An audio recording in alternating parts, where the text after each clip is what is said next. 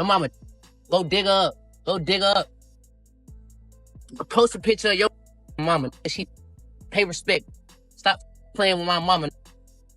Ain't playing like that. It ain't going like that. King Harris posted a photo of 50 Cent's mother's grave and told him to dig her up.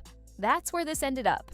Not with a diss track, not with a viral freestyle, not with a back and forth in comment sections. With a headstone, a name engraved in stone, dates visible, location traceable, and a 21-year-old telling one of the most calculating men in hip-hop history to go visit it.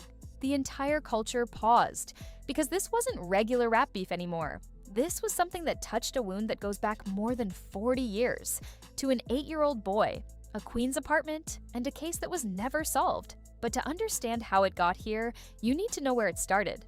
For weeks leading up to February 22nd, Ty had been bringing 50's name up in interviews. He claimed there was a real conversation, not blog speculation, an actual face-to-face discussion in Los Angeles.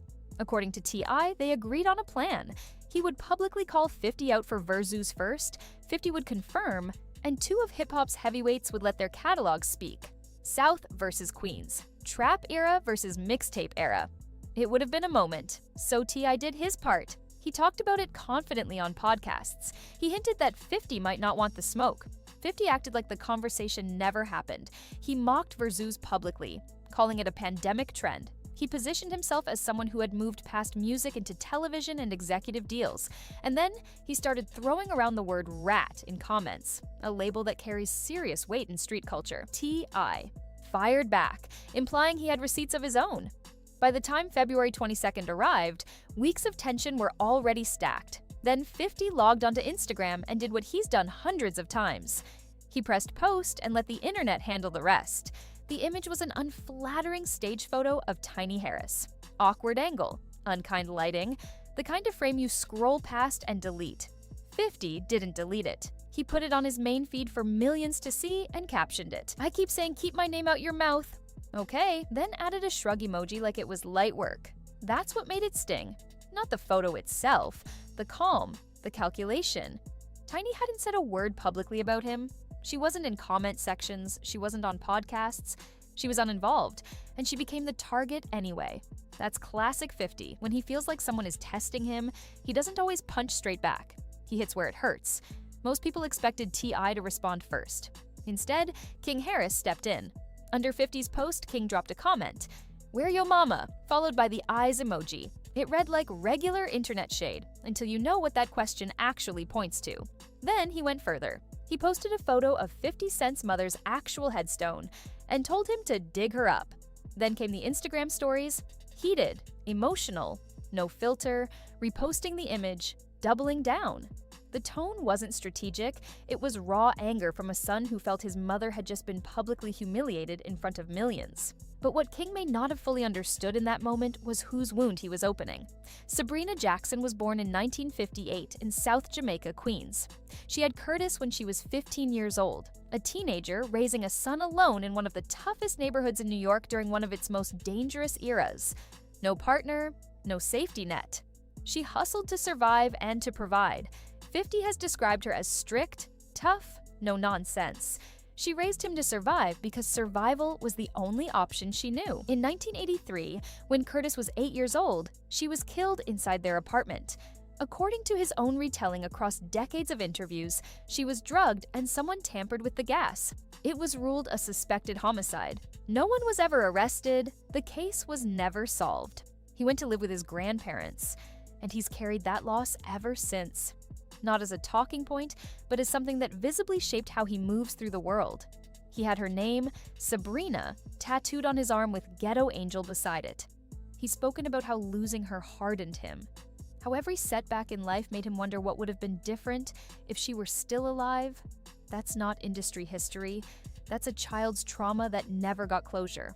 So when King posted that headstone and told him to dig her up, it wasn't just disrespect. It was reaching into something deeply buried, something that predates rap beef, Instagram, Verzoos, all of it.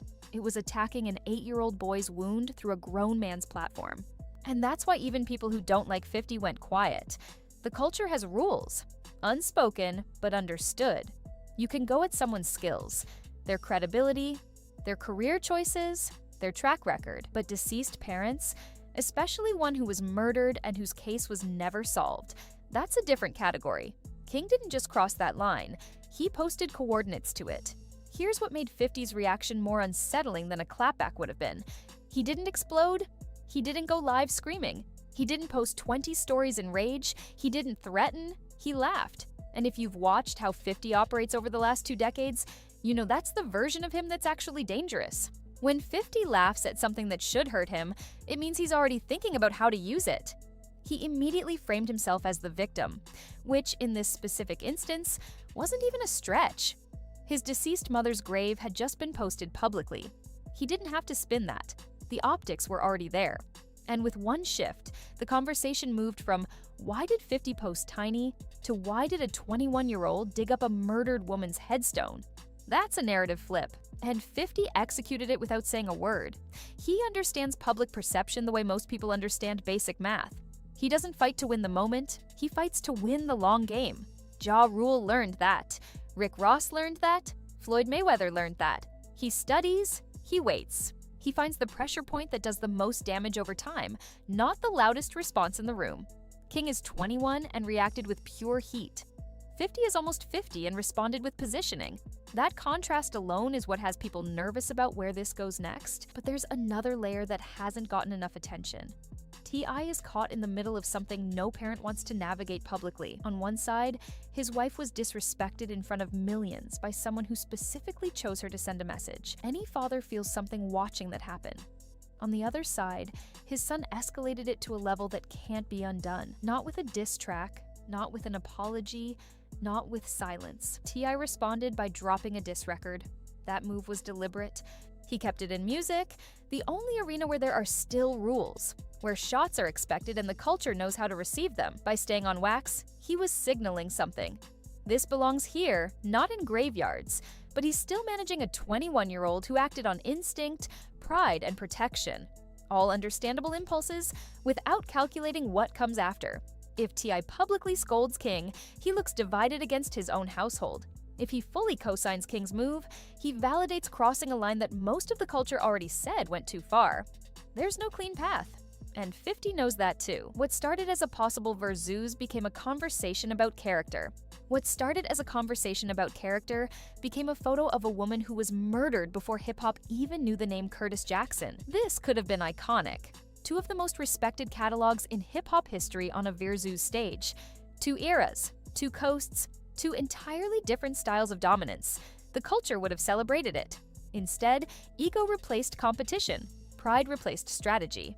And within weeks of the first interview where T.I. mentioned 50's name, someone's dead mother was on Instagram with a caption no one should have written.